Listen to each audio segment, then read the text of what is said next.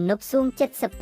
ព្រឹត្តិការណ៍ប្រណាំងទូកដ៏អស្ចារ្យដែលរួមបញ្ចូលវប្បធម៌ប្រពៃណីនិងសាមគ្គីភាពរបស់ប្រជាជនខ្មែរនៅពេលរដូវវស្សាឈានចូលមកដល់ទឹកក្នុងទំនប់សួង78ពេញព្រៀបគឺជាពេលវេលាដែលប្រជាពលរដ្ឋទន្ទឹងរង់ចាំនៅព្រឹត្តិការណ៍ដ៏អស្ចារ្យមួយគឺកម្មវិធីប្រណាំងទូកនៅទំនប់សួង78ព្រឹត្តិការណ៍នេះមិនត្រឹមតែជាការប្រកួតប្រជែងកីឡាប៉ុណ្ណោះទេប៉ុន្តែជាពិធីបុណ្យដ៏មានអត្ថន័យដែលបង្ហាញពីសាមគ្គីភាពភាពរឹងមាំនិងមោទនភាពរបស់ប្រជាជនខ្មែរតាំងពីព្រលឹមស្រាងប្រជាពលរដ្ឋមកពីភូមិឃុំស្រុកក៏ដូចជាភ្ញៀវទេសចរមកពីបណ្ដាខេត្តផ្សេងបានធ្វើដំណើរមកកាន់ទំនប់សួង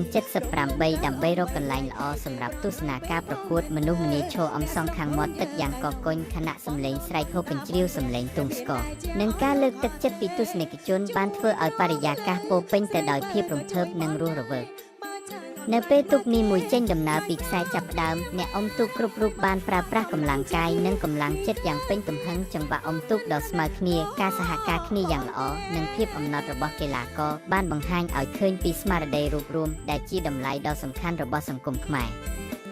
អ្វីដែលធ្វើឲ្យកម្មវិធីនេះកាន់តែពិសេសគឺមិនត្រឹមតែមានការប្រណាំងទូកប៉ុណ្ណោះទេនៅជុំវិញទីតាំងក៏មានស្តង់លក់ម្ហូបអាហារខ្មែរភេសជ្ជៈផលិតផលក្នុងស្រុកនិងសកម្មភាពកម្សាន្តជាច្រើនដែលផ្ដល់ភាពរីករាយដល់ក្រុមគ្រួសារនិងភ្ញៀវទេសចរកុមារយុវជនមនុស្សចាស់គ្រប់វ័យសុទ្ធតែបានចូលរួមក្នុងបរិយាកាសដ៏អ៊ូអរនិងពោរពេញដោយស្នាមញញឹម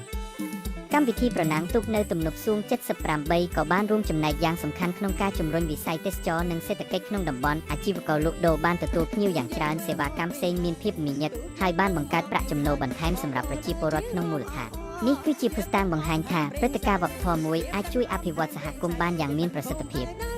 ទំនប់សួង78មិនមែនគ្រាន់តែជាទំនប់សម្រាប់ស្តុកទឹកនិងបម្រើវិស័យកសិកម្មប៉ុណ្ណោះទេប៉ុន្តែបានក្លាយជាតំបន់ទេសចរធម្មជាតិដ៏មានសក្តានុពលដែលមានទេសភាពស្រស់ស្អាតខ្យល់អាកាសបរិសុទ្ធនិងស័ក្តិសមសម្រាប់ការកម្សាន្តនិងការរៀបចំព្រឹត្តិការណ៍ធំយើងទាំងអស់គ្នាសង្ឃឹមថាកម្មវិធីប្រណាំងទូកនៅទំនប់សួង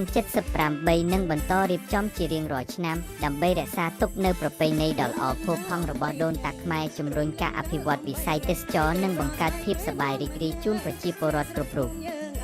សូមអបអរសាទរដល់ក្រុមទូកទាំងអស់ដែលបានខិតខំប្រឹងប្រែងបង្ហាញពីស្មារតីកីឡាការអត់ធ្មត់និងសាមគ្គីភាពសូមជូនពរឲ្យព្រឹត្តិការណ៍នេះទទួលបានជោគជ័យជាបន្តបន្ទាប់និងសូមអញ្ជើញបងប្អូនទាំងអស់មកចូលរួមទស្សនាដោយផ្ទាល់ដើម្បីទទួលបានបទពិសោធន៍ដ៏អស្ចារ្យនិងរួមគ្នាផ្សព្វផ្សាយសក្តានុពលទេសចរនៃទំនប់សួង